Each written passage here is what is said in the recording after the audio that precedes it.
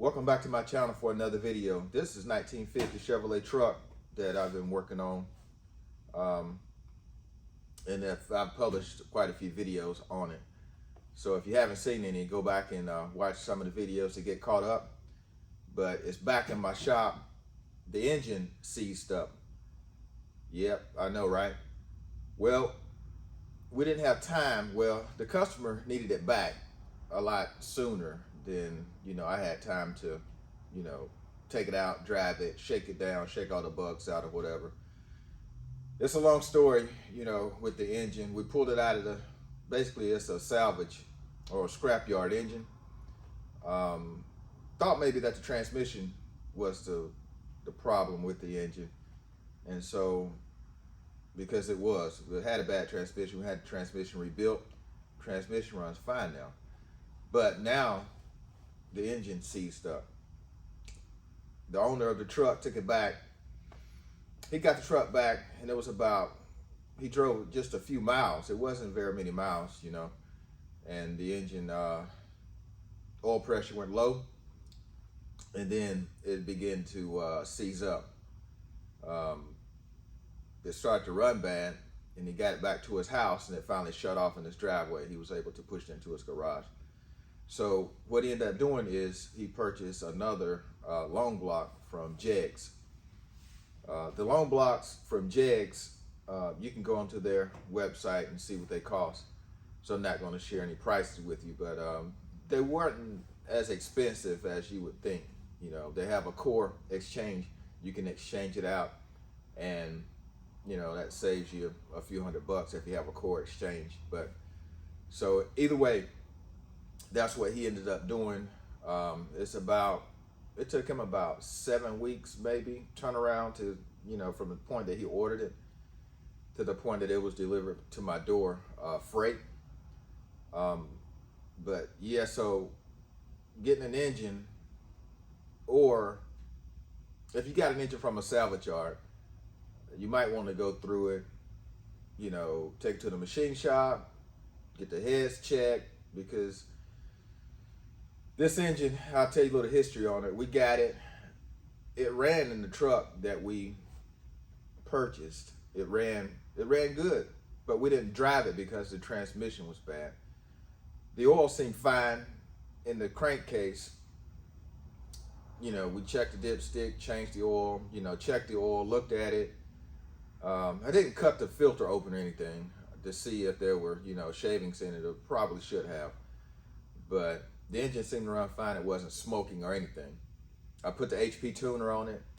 Everything checked out good, looked good. The HP tuner scanner, and everything looked good on it. So decided not to really break it down. I told the customer, you have a choice. It's 50-50. It's either gonna run or it's not gonna run. So ended up it didn't run very long after he got it back. And that's probably on me not emphasizing, to go ahead, go through it and get it, freshened up, take everything out of it, just down to the block, get the block checked for cracks or whatever. And I don't know what's wrong with it now, so maybe I'll keep it, keep the core, just purchase the core from it and break it down and show you, what happened to it. But along midways, we had got the engine installed, and I noticed water in the engine. I went to change or to put a pressure, the oil pressure, a sensor on it. And there's a kit that you can use that it's like a plate right above the oil filter on these 5.3s in all the LS engines. And so you can take that plate off. It's bolted with two screws. Now, you can take that plate off and put an adapter on it and put an oil pressure sensor on it. So when I went to do that job, it was leaking. When I opened it, it's basically a blank. I took the blank off to put the actual port on to thread in my sensor. And I noticed, it was leaking chocolate milk and didn't know why. So the most common problem in one of these, if you're getting water in the oil, is is coming out of the heads, and getting into your water. I mean, the water's coming out of the head and getting to the oil. So removed the heads, took them to the machine shop, had them checked, had them, gone through, kind of rebuilt, right? So we got the heads done, installed them, and I had noticed there was a high water mark, once I removed the head in cylinder number 5. You could actually see like a water ring where the water had, kind of been sitting. And that could have been from the power washing of the engine, because the owner, he did a little sweat equity, so he came in and he power washed this engine, degreased it, and it looked real nice. But all the ports and all the openings were taped up with duct tape, but when you're using pressurized water, the water could go into places that you don't think it can go into. So that's what I thought had happened, and then at some point, it finally leaked down to the crankcase. And once we installed the engine and got it running, and but I thought I had changed the oil in it, but I don't know. It could have drained into the oil and not changed it. I don't know what happened, but so either way, that's kind of what's been happening. So I haven't checked the oil on it yet. I'll do that, and I'll show you what it looks like. I'm gonna drain it and show you what it looks like. And it says getting water in it again, and maybe that's why it seized up. I don't know, but I'll go in and look again.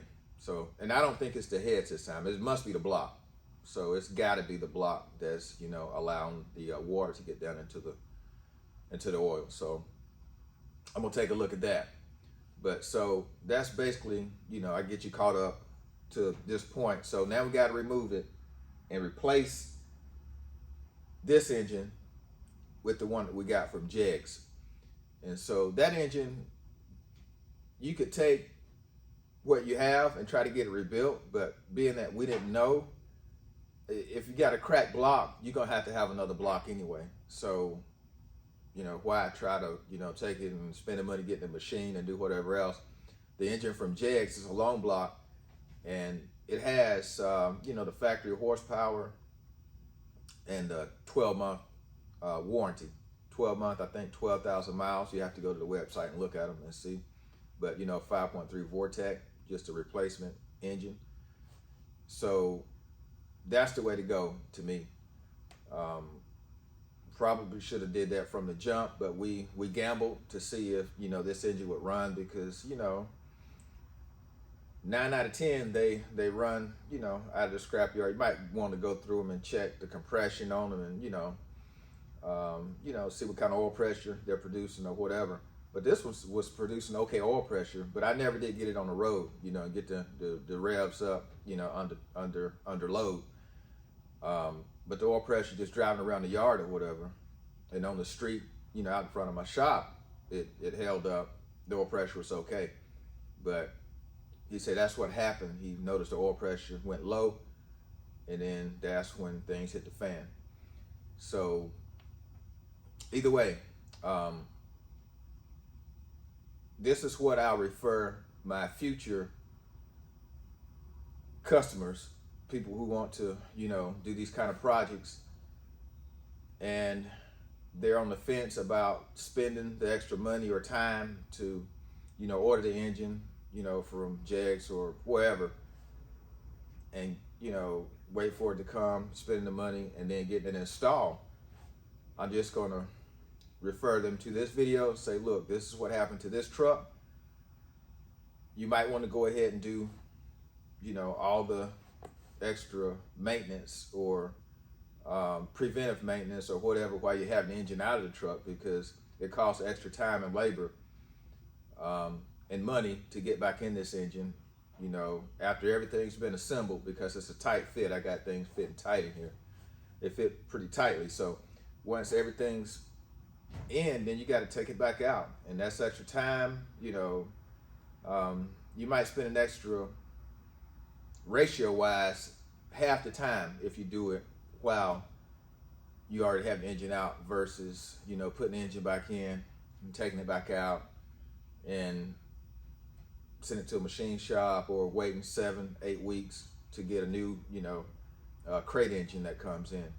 So that's my suggestion to anyone that has a project that's going to do it. Go ahead and try to get everything done up front before you install your engine. So once you get it into the vehicle, the AC's been charged and everything, you can enjoy it. You can go just, ride it instead of riding it for a little bit and just having to be back at the shop.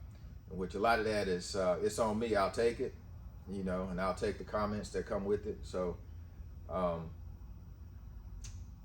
that these kind of things happen. Now I built a Mustang. It's a 67 Mustang fastback for a good friend, and he built his own engine, and he did an outstanding job building the engine. And so I didn't have to worry about any engine related problems. But once I put that car together, it didn't come back for any, mechanical issues, engine related, except for one. It broke the gear off of the distributor. So it broke the pin. And that was a new distributor. So those things happen, but that's the only thing that ever happened to that car. And he drives it a lot. So my advice again to you is, if you have the engine out,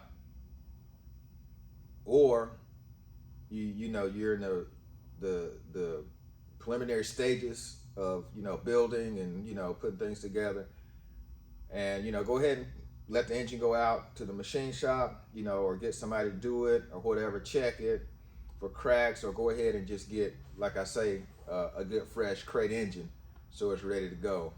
I know a lot of these guys, like I say, 9 out of 10, you can take them out to the junkyard or salvage yard and do a few things to them, check over them, and run them down the drag strip, and they're okay. But just to be on the safe side, to not take any chances, because when you gamble, sometimes you lose more than you have invested. So, and you got to go back and spend extra labor, time, and whatever else. So my advice is to not really take the gamble, take the sure thing, or 99.9, sure thing. Go ahead and, get you a good crate engine that has a warranty, maybe 12 month, 12,000 or whatever it might be, and go ahead and get it installed. But either way, I'll go through not every step in the process, but in this swap. But I'll show you a few things on it. We removed everything from the top of the engine, just to have better access to the rear. It's locked up, so the transmission got to come out too, because can't get to the flex plate bolts, rotating it to get the flex plate bolts loose, to go ahead and snatch it just right at the bell housing, just let it come out right there. Just take the engine out instead of the engine in trans, but they both have to come out. So I took some of the front accessories off to gain access, or to make more room. Just about that much more room now. Didn't want to take the condenser out because I have it charged already, and it was blowing icicles, when we ran it, before he took delivery of the truck. So I don't want to discharge it. So I took the compressor off, kind of laid it to the side, and I still have the condenser up front, and hopefully we won't have to take the crank pulley off to get the engine out. But if the harmonic balancer, but if we do, we'll just snatch it off, no problem. But try to leave that on and take it out. We'll see how it works. But that's why we removed most of the accessories, the intake, got the headers off, laid them to the side. Well, actually one header off on the passenger side, driver's side. I just laid it to the side for right now, but if I gotta take it completely off, that's fine too, because I already have it unbolted. It's just that it's so tight in there. I have the steering column coming through one of the tubes for the header. So that's not a problem, take it or lose, but if I have to, I will. but try to get around that first. But those kind of problems that you encounter when you got to take things back out, after they've been put together completely. But so we'll do that, and we'll get it done, and I'll try to share with you the process as we do it. So hang in, and we're gonna keep on chugging at it until we get it done.